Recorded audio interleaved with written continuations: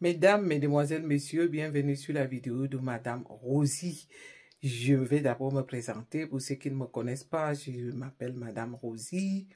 J'avais fait un blog YouTube pour parler de tous les faits qui minent la société de mon pays, le Cameroun. Je vais recommencer là encore à remercier tous mes abonnés. Les nouveaux abonnés sont très fidèles. Je vais encore demander à ceux qui vont s'abonner sur cette vidéo d'enclencher toutes les cloches de notification. Bien liker la vidéo et la partager pour que notre communauté s'agrandisse. Voilà, je sors ce soir ou ce matin, selon la position de la personne qui va me suivre. Je voudrais dire aux Camerounais que le temps de la peur est terminé. Vous savez, nous sommes à la croisée des chemins. Maintenant, c'est le temps de l'action. C'est le temps de poser les actes.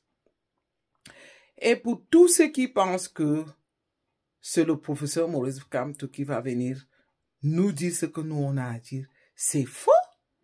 Parce que même étant membre du MRC, le professeur Maurice Kamto ne m'interdit pas d'être activiste.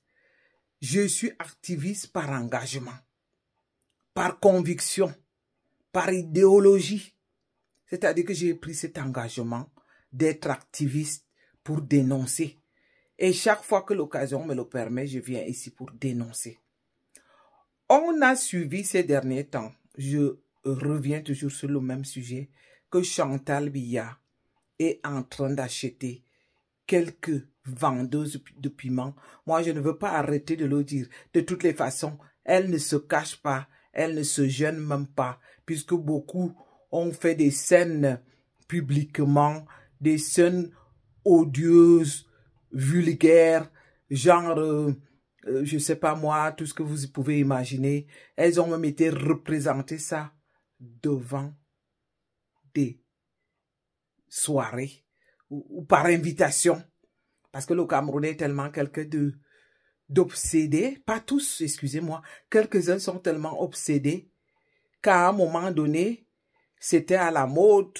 On a écouté que les vendeurs de piments étaient invités dans des soirées pour aller présenter leurs prestations, aller même montrer des choses à la jeunesse.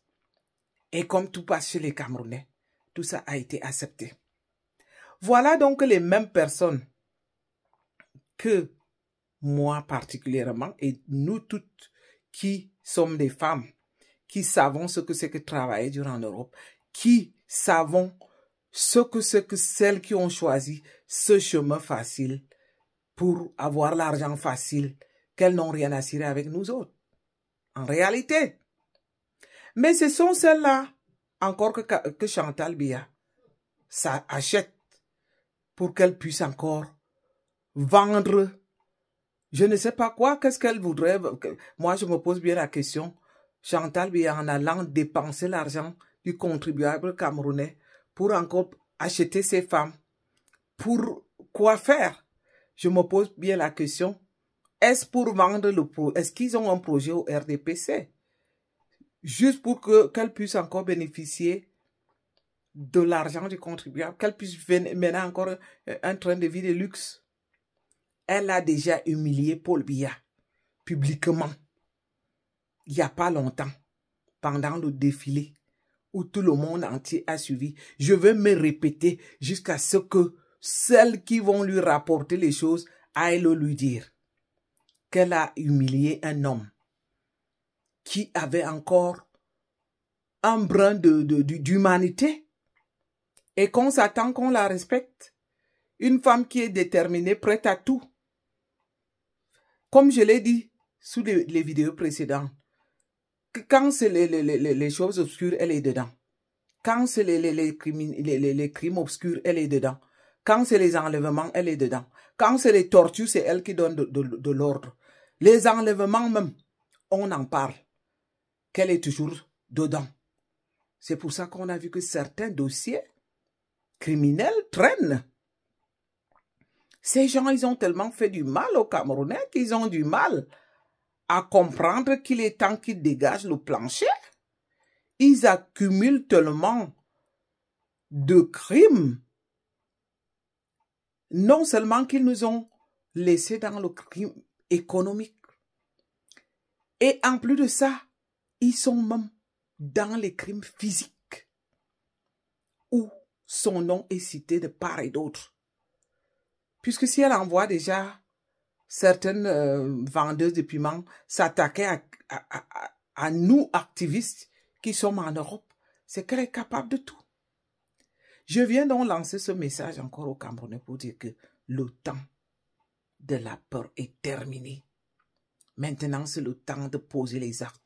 Que chaque Camerounais se prépare à cette éventualité, à cette évidence, je vais dire, que si jamais, puisque jusqu'ici, on n'a toujours aucune nouvelle de l'ECAM, moi, je ne veux pas manquer de mettre les Camerounais en éveil.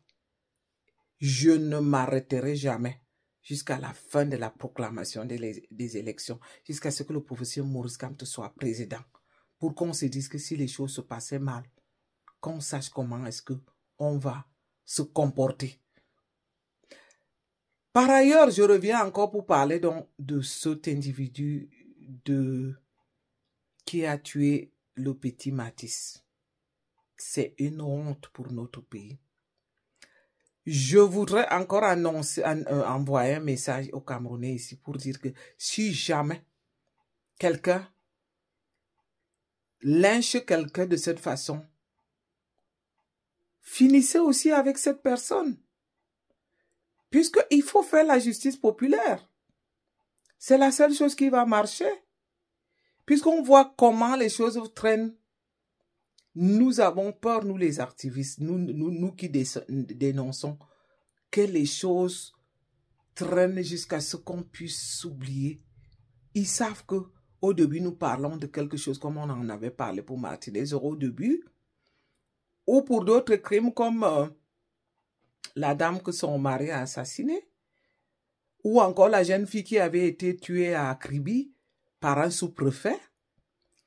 Ils savent que les Camerounais vont parler. Après, ils vont passer à autre chose. Et leur forfaiture va gagner. Ah non, on n'en peut plus. Donc, j'avais ces deux sujets. Premier sujet pour dire aux Camerounais que le temps de la peur, laissez-nous ces histoires de peur-là. Parce que nous qui sommes là, en train d'ouvrir nos caméras, nous sommes des parents. C'est pas, on ne va pas donner cette responsabilité à nos enfants. C'est à nous d'agir. Deuxième sujet, c'est celui-là qui a éliminé le petit Matisse. Et que je vais dire que si jamais la justice ne fait rien pour cet individu, et que les Camerounais, est-ce qu'on peut s'acharner comme ça à un bébé de 6 ans? Vous vous rendez compte? Un enfant qui a même crié, comme on le dit, tonton, tu me fais mal. On tchouk une première fois, on tchouk une deuxième fois. Il a continué sa scène. Je ne sais pas qui. Autrement dit, j'ai suivi aussi un artiste chanteur, dont j'oublie le nom à l'instant, qui disait qu'il se pourrait qu'on est en train de vouloir aussi déjà son père. Non. Alors en ce moment-là, les Camerounais qui ont la possibilité de le croiser sur son chemin, qu'ils finissent aussi avec lui. Qu'ils finissent, je vais vraiment le dire comme ça sans me gêner. C'est un enfant, c'est un bébé. C'était un innocent qui n'avait rien à cirer avec les égos d'un individu qui a eu d'autres, je ne sais pas moi, problèmes avec le papa. Qu'est-ce que le jeune bébé avait à y voir? Donc, sous ce titre, je ne vais pas manquer de dire aussi que si vous attrapez, si jamais vous avez le père, l'assassin du petit Matisse sur votre chemin, il faut le dire une fois. Il faut le dire, il faut dire les choses comme elles sont. Comme ça, on sera à égalité. puisque la justice n'est pas en mesure de faire son travail. Donc, je m'arrête là pour cet instant. Je vous remercie pour les vidéos que vous likez. C'est aussi votre participation d'activiste. Comme je vous l'ai souvent dit, likez, partagez. Vous êtes aussi dans la lutte. À très bientôt. Bye bye.